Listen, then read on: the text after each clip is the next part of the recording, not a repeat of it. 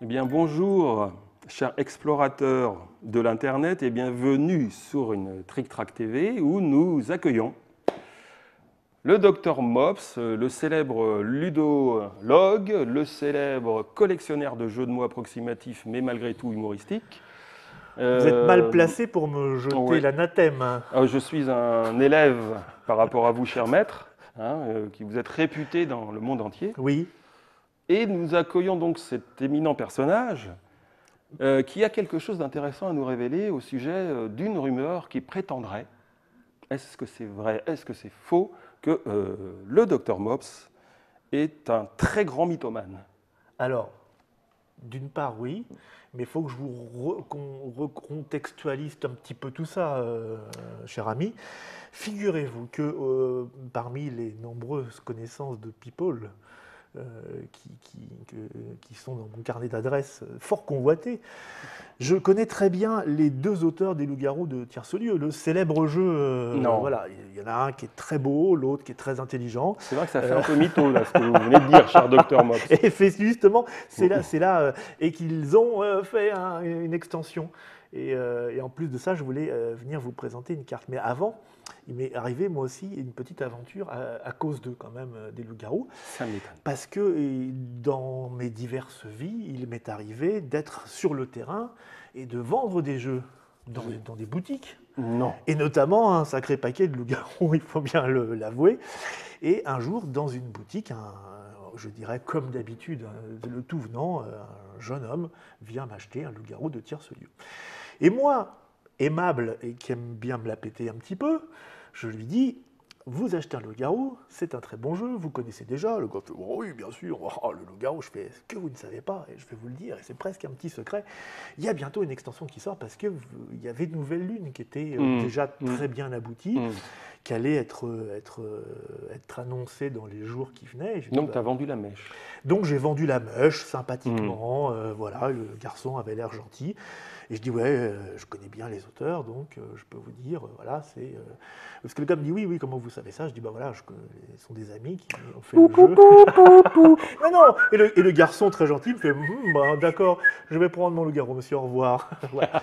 L'histoire aurait pu s'arrêter là. Ah, il était poli quand même. Oui, il était très poli. Et après, en fait, là où c'est le plus drôle, c'est que quelques jours plus tard, Philippe Despalières, votre complice, Philippe Despalières, votre complice, monsieur Marly, m'appelle mort de rire au téléphone en disant tu connais pas la meilleure.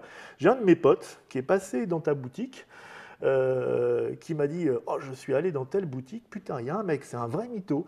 Il m'a fait croire que c'était ton pote, il m'a fait croire qu'il y avait une extension qui allait sortir. Et là, Philippe Despalières fait ah, mais t'as rencontré le docteur Mops? Et il fait c'était le docteur Mops. Raté sur les deux coups. T'as raté une dédicace. On a tout raté, là, tout le monde. Enfin, c'était rigolo. Ah ouais, c'est incroyable. Le gars, mais tu es frustré dans tous les sens, en fait. C'est ça, voilà. Ouais. Et qui ne pensait pas Le que gars je est puisse vendre frustré des jeux de ne pas temps en l'avoir temps. cru. Il faut bien gagner sa vie aussi, un petit peu. Mais tu l'as retrouvé Ah, moi, je ne sais pas qui c'est. Donc, c'était un ami de Philippe Despalières. Aïe, aïe, aïe. Et donc, qui était très fier d'avoir faire le vendeur. Voilà. On va faire l'enchaînement. Alors, il t'a pris pour un bouffon. Complètement, mon ami, parce que figure-toi que, dis donc, quelle transition. Bah alors, quelle chez Trick Track, on a des gimmicks. Hein. Voici donc la carte du bouffon, qui est un des nouveaux personnages. De l'extension. De l'extension personnage.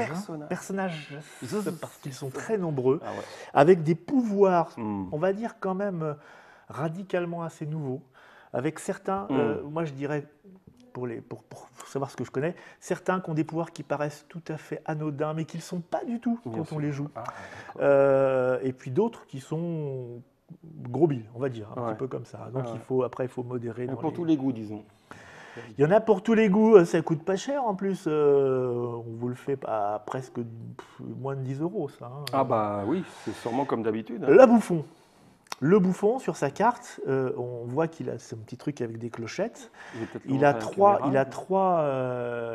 va le voir par là. Oui, attendez, on va le voir par là. Par là ou là, par là. Ne vous inquiétez pas, on s'occupe de tout, docteur.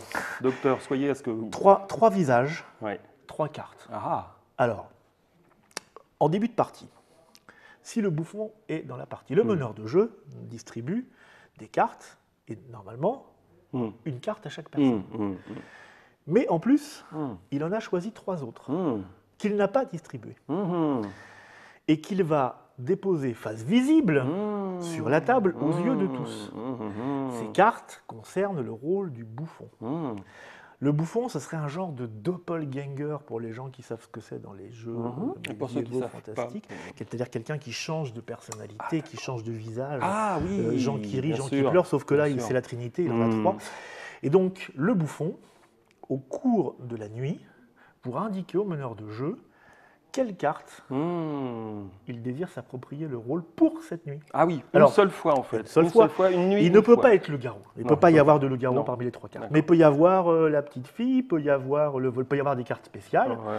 C'est même plus rigolo qu'il y ait des cartes spéciales. Ah bah oui, c'est mieux. Et donc, il va dire, cette nuit, c'est celle-là, je suis ce personnage. Ah. Et donc, pendant la nuit, Donc, il pendant un tour, en interprétera fait, le voilà, rôle de ce personnage. Le meneur de jeu prend la carte et la retire. Ah oui, comme ça, au réveil. Au réveil, tous les autres joueurs peuvent voir quel rôle a été utilisé pendant le tour. D'accord.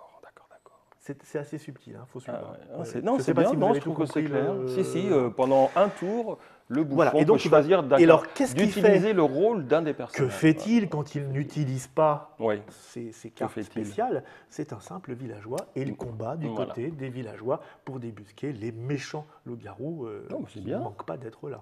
Super Eh ça. ben oui, tout à fait. Ça peut encore une fois changer l'équilibre d'une partie. C'est pas qu'il y a eu cette idée, mais ils sont malins ces gars-là, toi. Je vais Ah dire. ouais. Ouais, Les c'est grands pas malades, des- hein. Ah bah oui, ça c'est pas des moins que rien. tu vois. Très bien, Dr Mops. Ça va déchirer, je vais te dire. Ouais. Ah bah oui, ça déjà, rien que pour ça, t'achètes le jeu. quoi. Ah bah, clairement. Ouais. Tu le fais pas cher et tout. Bon, on va se faire la danse des épaules On peut faire les bouffons, si. ou les bouffons, comme ça. Ouais. Les bouffons, en vrai, il faut faire les clés. Ensemble, alors, hein, parce que- parce qu'on fait le pouic de trick-track en même temps. Comme ça. Au revoir, à bientôt.